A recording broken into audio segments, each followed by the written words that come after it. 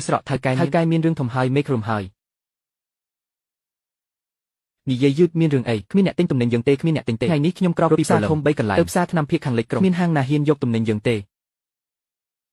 ចរចាតម្លៃមិនបានមិនមែនបញ្ហាតម្លៃគេមិនទាំងសួរតម្លៃផងគេថាដូចនេះអ្វីដែលចេញពីដីរបស់សម្បូរមិនហ៊ានប៉ះស្មៅមួយណាប៉ះអ្នកនោះអាក្រក់អ្នកណាហ៊ាននិយាយអញ្ចឹងគឺជាអ្នកដែលចង់ឆ្លៀតឱកាស15យន្តមន់ស្លាប់របស់លោកលើធំជាអ្នករកស៊ីចិត្តខ្មៅគាត់មានទំនាក់ទំនងធ្វើការទិញលក់ផលិតគាត់ឲ្យបណ្ដាញទាំងអស់ធ្វើតាមបិទផ្លូវយើងទាំងស្រុងទូរស័ព្ទលើទៅស្រាប់តែរំញ័រឡើងលេខទូរស័ព្ទចម្លែកលោតលើអេក្រង់ហាឡូលោកម្ចាស់សម្បូរចូលមកហើយស្រួលទេលោកឈៀនដៃវែងណាស់ដល់ភ្នំរបស់ខ្ញុំហើយហាទេផ្លូវកសិកម្មស្រុកខ្ញុំនិយាយតែមួយម៉ាត់ឯងធ្វើហួសហេតុពេកមិនចេះច្បាប់ទេថ្ងៃនេះខ្ញុំនឹងបង្រៀនឯងចង់បង្រៀនបែបណាហាដាំរបស់ឯងទុំហើយទ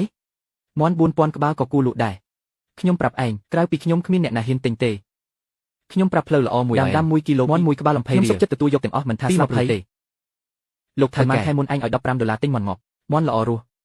ឲ្យតែ20ទេឯងនៅសុបិនមិនទាន់ភ្ញាក់ទេឯងគិតថាឯងមានសិទ្ធិចរចាលើឯងខ្លាចជាមួយនឹង10ថ្ងៃទៀតឲ្យយកមើលមន់ឯងស៊ីអីមើលដាំឯងរលួយក្នុងចំការមិនបាច់បារម្ភទេរបស់ខ្ញុំស្រះតូចនេះមិនគ្រប់ទេចិត្តរឹងមុំណាស់មើលឯងទ្រាំបានប៉ុន្មានថ្ងៃពេលគ្មានលុយទិញចំណីពេលមន់រាប់ពាន់ក្បាលវីគ្នាស្លាប់មកលុតជង្គង់សុំខ្ញុំក៏មិនទទួលដែរចាំមើលគ្នាលោកថៅកែធ្វើម៉េចបរោះធាត់នោះចង់សម្លាប់យើងកុំញាប់ទៅអូយនេះមិនមែនថៅកែធំសឹមលីនទេមិនទាន់ចេះចង់ក្រឡាប់បានទេពូលីវដឹងរឿងលឿនណាស់មកមើលរឿងហើយភូមិដឹងគ្រប់គ្នាឯងទាស់នឹងលោកឈៀនបិទផ្លូវទាំងអស់សឹមលីនឲ្យដាំល្អមានប្រយោជន៍អីចិញ្ចឹមមន់ឲ្យធាត់មានប្រយោជន៍អីលោកមិនចេញក៏គ្រាន់តែដេរលួយលីវតាខូចឯងចង់ជឿទេខ្ញុំនឹងកាប់ឯងថ្ងៃនេះកាប់មកលើក្បាលខ្ញុំមកមើលរឿងកំ pl ែងសឹមលីនពេលនោះឯងបោកខ្ញុំឆ្លៀតឱកាសទិញមន់ខ្ញុំកន្លះរៀលឥឡូវផលកម្មមកដល់ហានឹងហើយឯងហត់ឈ្មោះលើក្រដាស់អង្វរឲ្យខ្ញុំលក់ឲ្យឥឡូវទៅសុំលោកឆ្លាប់ថ្វាយបង្គំគាត់នៅស្រុកពេលឯងខ្សែធននំរហោះ100ហិកតានេះខ្ញុំនឹងជួថប់មកលើកនេះខ្ញុំមិនប្រើអីស្អុយទេឯងថាពិតទ្វាចោះឆ្កែព្រៃនៅក្រៅវាព្រោះរំខានណាស់សឹមលីនឯងឆ្មើងណាស់ចិត្តស្លាប់ហើយនៅតែឆ្មើងមើលឯងឆ្មើងដល់ណាទៅអញយកកៅអីទៅអង្គុយចាំមើលឯងរាល់ថ្ងៃមើលមន់ឯងស្លាប់អត់លោកថៅកែអត់មានវិធីទៀតទេឬក៏ទៅស្រុកចិត្តខាងមើលផ្លូវឬបញ្ចុះតម្លៃលក់ឲ្យភោជនីយដ្ឋានក្នុងទីក្រុងមិនបញ្ចុះទេបញ្ចុះ1សេនក៏ខូចមកអ្នកលក់គ្មានសិលធម៌មិនសមនឹងទទួលទំនិញនឹងមន់ច្រើននឹងលក់ឲ្យអ្នកណាសេងខំឯងនិយាយមកទៅចាប់មន់3ក្បាលដែលរឹងមាំជាងហើយជ្រើសជ្រូកធំជាងដើមគួយចេញមកលៀងសម្រាប់មន់ធ្វើអីយើងត្រូវទៅរាជធានីដាក់តាំងពីពណ៌ធ្វើតែខ្ញុំយកទូរស័ព្ទទៅមជ្ឈមណ្ឌលទេសកសិកម្មរាជធានីសួស្ដីមជ្ឈមណ្ឌលទេសកសិកម្មរាជធានីខ្ញុំចង់ធ្វើការវិភាគគីមីពេញលេញលើផលិតផលខាងនេះធ្វើការជាមួយក្រុមហ៊ុនការតេស្តផ្ទាល់ខ្លួនយឺតហើយថ្លៃណាស់បន្ទាន់ថ្ងៃនេះបញ្ជូនមនុស្សមកយកគំរូតេស្តឯខ្ញុំចង់បានលទ្ធផលបិទលុយមិនមែនបញ្ហាទេបញ្ជូនអ្នកជំនាញល្អបំផុតយកឧបករណ៍ចល័តមកខ្ញុំផ្ញើអាសយដ្ឋានទៅទូរស័ព្ទយើងស្អាតមួយគ្រឿងបោះពុំឈ្មោះមជ្ឈមណ្ឌលទេសឈប់នៅជើងភ្នំអ្នកគឺថៅកែសឹមមែនប្រាប់ទុកជាមុនថ្លៃតេស្ត5000បាតបងយើងចេញទិន្នន័យពិតមិនខ្លាំងខ្លាយទេអ្នកគ្រាន់តែពិនិត្យទិន្នន័យដោតលើបរិមាណអាស៊ីតអាមីណូនិងសំណល់ថ្នាំក្នុងសាច់មាន់សៀវវាងបើកប្រអប់ដែរយកកាំបិតច្បាស់ចេះកាត់ដើមគួយដែលលាងស្អាតទើបតែកាត់ដោចចុះស្រាប់តែគាត់ឈប់យកកន្លែងកាត់មកហិតក្លិនមុខប្រែពណ៌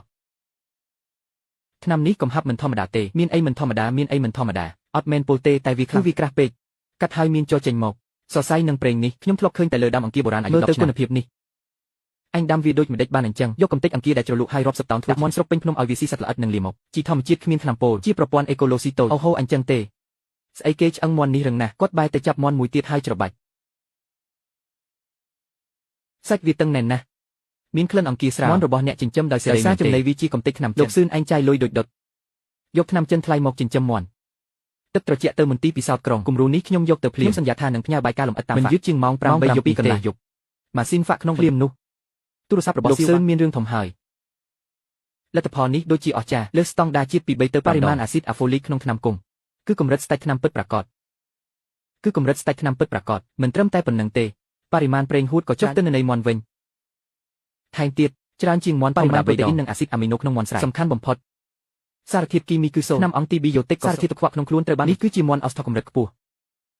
បាយក៏បាយការនេះចេញអ្នកមានក្នុងក្រុងដែលធ្វើម្ហូបអស្និងម្ហូបឯកជនប្រកាសជាប្រជែងគ្នាទិញយប់នេះខ្ញុំនឹងផ្ទេរថ្លៃពីនំបាក់ហើយលោកថៅកែក្រុងថាម៉េចដែរមិនត្រឹមតែបានទេឆ្លងផុតហើយតែលក់មិនចេញទេគេយកកញ្ជើឫស្សីទៅលាងសម្អាតបាត់ស្អែកយើងយកទៅលក់ណាមិនទៅណាទេនៅទីនេះលើភ្នំរហោះចាំនៅទីនេះលើភ្នំរហ100ហិកតានេះឯងត្រៀមខ្លួនហើយធ្វើរឿងធំមួយខ្ញុំងាកទៅតោបើកសៀវភៅកត់ត្រារបស់ពួកមុខបិទថ្ងៃទី15ចំណាយ5000យន្តដើម្បីពិនិត្យពីវិទ្យាស្ថានកសិកម្មព្រឹកថ្ងៃបន្ទាប់សម្លេងម៉ាស៊ីនរថយន្តឈប់ក្បែរចំការខ្ញុំទ្វាររថយន្តបើកចុះមកក្បាលទំពេអ្នកធ្វើម្ហូបល្បី8លាន follow តែក្បាលទំពេម្ចាស់ហាងតូច Fego របាយការណ៍ពិសេសពីវិទ្យាស្ថានកសិកម្មមកខ្ញុំទេខ្ញុំសុំនិយាយមុនទោះខ្ញុំទទួលថ្លៃធ្វើតែបន្ទប់ផ្សាយផ្ទាល់ខ្ញុំនិយាយតែមន់របស់អ្នកបើមិនដល់ស្តង់ដារអណ្ដាតខ្ញុំទេថ្ងៃនេះខ្ញុំនឹងបង្ហាញមុខអ្នកទស្សនាឲ្យមុខមាត់សាកល្បងមើលបើមានពាក្យកុហកខ្ញុំស៊ីស្មៅដើមគ្រប់ដើមលើភ្នំឆ្មើងឆ្មៃណាស់បងប្អូនបើកបន្ទប់ផ្សាយអ្នកទស្សនាចូល50000អ្នកភ្លាមសារអត្ថាធិប្បាយ Figo ដាក់កាមេរ៉ាទៅលើភ្នំទំហំស្រែកថាបងប្អូនថ្ងៃនេះយើងមកបង្ហាញរបស់ខ្លាំងខ្លាំងថាពេញភ្នំសុទ្ធតែប្រើសំណល់ថ្នាំចិញ្ចឹមមន់ជាអសតោះមើលថាពិតឬទេ មិនត្រឹមត្រូវទេលោកសឹមហេតុអ្វីក្នុងទ្រង់មន់គ្មានក្លិនអាហារជូរសូម្បីតែក្លិនលាមកក៏គ្មានចិញ្ចឹមដោយសេរីមិនឲ្យចំណីលាយចុះពួកវាស៊ីអ្វីទៅខ្លាយជាទេវតានេះជាសំណល់ថ្នាំពីប្រូបាយអូទេស្លាប់មន់ស្រូបជាតិពោហើយស៊ីសត្វល្អិតពេញភ្នំលាមកមន់ត្រូវបាក់តេរីល្អបំផុតឲ្យដេកថ្នាំគង់ជាមូលដ្ឋានគ្រឹះអេកូឡូស៊ីរបស់ខ្ញុំអាយ៉ាក្លិនថ្នាំក្រអូបខ្លាំងណាស់ថ្លៃដើមនេះខ្ពស់ណាស់ពូលីចាប់មន់អូអ៊ុយសាច់